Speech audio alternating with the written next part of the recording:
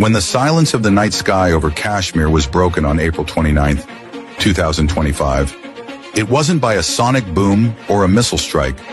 It was broken by something far more historic and far more consequential. It was broken by a signal, the unmistakable electronic signature of an engagement that would redefine not only the military balance of South Asia, but the global perception of technological supremacy in the skies. On that night, under the cloak of darkness and the weight of decades of hostility, the air forces of India and Pakistan faced off in what would become the first known direct engagement between India's French-made Dassault Rafales and Pakistan's Chinese-built J-10CPs.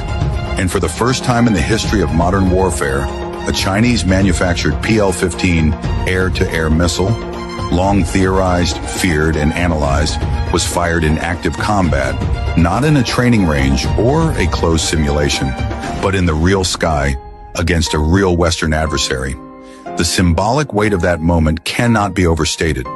For years, Western defense analysts speculated about the PL-15. With its range exceeding 200 kilometers, active electronically scanned array AESA radar guidance, and two-way data link, the missile represented the cutting edge of Chinese aerospace engineering. But until that night, it had never been used in live combat. That moment, when a Pakistani J-10CP pilot locked onto an Indian Rafale and launched a PL-15, marked the beginning of something unprecedented. The first ever use of Chinese next-generation missile technology in a peer-to-peer engagement. Not against insurgents or outdated aircraft, but against one of the most sophisticated Western fighters in operation. The PL-15 was no longer a rumor, no longer a theoretical threat on PowerPoint slides. It was now a weapon of war, and yet the world almost missed it. There was no bombastic announcement, no press conference, no smoking wreckage on the ground. What unfolded was a quiet but powerful shift, a stealthy chess move in the sky, where strategy, software, and split-second decisions changed the future of air power. It began with an incursion alert, Indian surveillance picking up high-speed targets crossing into contested airspace over the Kashmir region. Within minutes, Rafales were scrambled from bases in Ambala and Hasimara. These aircraft, gleaming symbols of Western aeronautical dominance, were equipped with the Spectra electronic warfare suite, Thales RBE-2 ASA radar, and the Meteor missile, until now considered the most lethal long-range air-to-air weapon in the region. The Indian pilots flew with confidence, experience, and perhaps an expectation of overwhelming superiority. But they weren't alone in the sky. Awaiting them on the Pakistani side were multiple J-10CPs, the most advanced frontline fighters in Pakistan's inventory. Built by China's Chengdu Aerospace Corporation, these aircraft had been upgraded to match and exceed many of the capabilities found in Western 4.5 generation fighters. But what truly made the J-10CP a threat that night wasn't its engine or its airframe. It was the digital ecosystem behind it.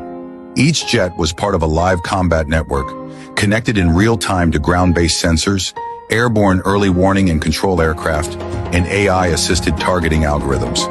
And unlike traditional combat formations, the J-10CPs were flying as part of an integrated swarm, each one feeding and receiving data from the others in milliseconds. From the moment the Rafales entered contested airspace, they were already being tracked by radar nodes located far beyond visual range. The J-10CPs began to maneuver in coordinated arcs, utilizing radar cross-section management and deceptive jamming pulses to obfuscate their locations. The Rafale's Spectra suite responded, trying to build a threat picture, but the clutter was overwhelming. Radar reflections bounced from false echoes. Infrared signatures faded and reappeared. Targets split and remerged. It was electronic ghosting at an unprecedented level. And at that moment, as one Rafale pilot attempted to establish a radar lock, the lock was lost. Then another. Then came the missile alert. The first PL-15 had been launched. That moment, a digital lock from beyond 150 kilometers, a launch command passed through an AI-vetted fire control system, and a sleek, ramjet-powered Chinese missile streaking through the upper atmosphere toward a French-built aircraft signified the crumbling of a long-standing assumption. That assumption being that no non-Western Air Force could successfully use its indigenous weapon systems in real combat to challenge a frontline NATO standard fighter. The PL-15's guidance system, built on AESA radar, similar in class to Western systems, but tuned to operate in heavily jammed conditions, allowed it to maintain lock even under Spectra's defensive scrambling. For the first time, the French-Indian fusion of stealth, jamming, and sensor resilience faced a missile with equivalent, or possibly superior, electronic resistance. The Indian Rafale, evading at full throttle and deploying countermeasures, managed to break radar lock at the final moment, but not without consequence. The engagement disrupted the formation. Communications went dark. Indian pilots reported scrambled data links, delayed targeting information, and overlapping threat indicators. One pilot later recounted feeling like they were flying inside a maze of mirrors, never sure if what they saw was real or a decoy. The Rafales were forced to disengage, unable to effectively return fire. Their Meteor missiles operating in a heavily jammed environment failed to achieve lock before safe engagement range. For the Indian Air Force, this wasn't just a tactical retreat. It was a strategic alarm bell, a wake-up call that their most advanced fighters could be challenged and even outmaneuvered by a digital combat system developed in China and operated by their regional rival. For Pakistan, this was more than a symbolic victory. It was a demonstration to their adversaries, allies, and global observers that they now possess the capability to challenge superior platforms using battlefield integration, electronic warfare, and next-gen missile technology. And for China, it was a moment of profound strategic validation. The PL-15, which had been touted for years as a rival to the Meteor and AIM-120D, had now tasted real combat. Even in a limited capacity, even without a kill, the message was clear. Chinese missile systems had arrived on the global stage, not as cheap alternatives, but as competitive instruments of high-end air warfare. In a single missile launch, Beijing had shattered decades of skepticism surrounding its aerospace claims. Around the world, military planners took note.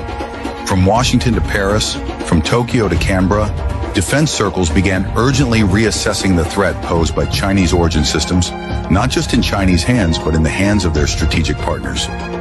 Nations operating US or European aircraft now faced a sobering question. Could their platforms hold the line against next-generation Chinese missiles deployed by adversaries in complex electronic warfare environments? Could traditional dogfighting doctrines survive in a battle space where the kill chain is completed at 150 kilometers by software? This wasn't just about a missile. This was about the collapse of the Western monopoly on electronic warfare supremacy. The idea that only NATO standard